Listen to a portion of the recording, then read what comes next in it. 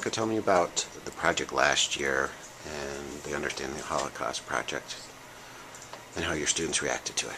Okay. Last year I started with 7th and 8th grade, and I had a team teacher working with me that she did the paperwork to it and the book stories and different things with Anne Frank, where I did more of the avatar work. And I had about 35 students altogether. I think it was 35. And the children took off with it. We spent a few days in the beginning letting them just play on it, learn how to build, learn how to change their outfits, and get used to using the controls. And then after that, we actually put the project into work for them. They had to answer the assignments and follow along with our guidelines and continue to make note cards. And we actually did hard copies of some of the work also, so that we had something concrete to grade and for us to share with the kids that were going to do the project this year. Tell me about just your overall impressions. Do you see there's a potential in this type of learning, and do you see a trend in the future towards this? Oh my gosh, yes. The kids take off with it. They love it. They're actually engaged. They're not bored with it. In the past, we've talked about Anne Frank, and some of them are kind of bored, or it's kind of like life's not like that anymore. We don't really care. But this, they really owned it. They took part of it once they could make their own avatar and get into it.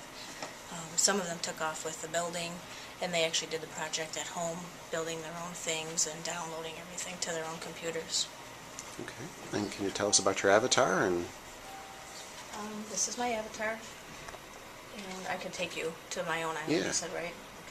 Okay. My avatar is basically whatever you had set up for us. I wasn't too into the building thing. I was more worried about the assignments and getting the kids to learn how to do things.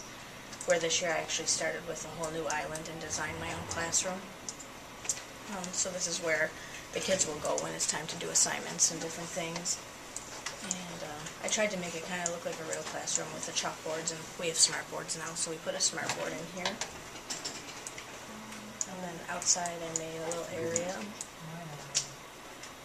which would be just for fun, like their little lunch area, and where they could go and relax if they were just sitting and talking about things when it's outside. And then I have, I also put in a different area where I have two houses that are in tree houses, and one is mine. I told the kids that I set it up for me to hang out in, which is up here. And then this one I left empty, that the kids could each decorate. I told them they're each allowed to take a section of it and build their own things for their own rest areas or just to hang out in. So a place to like have a study group or just Yes. just a Yep. chat session. Yep. All right.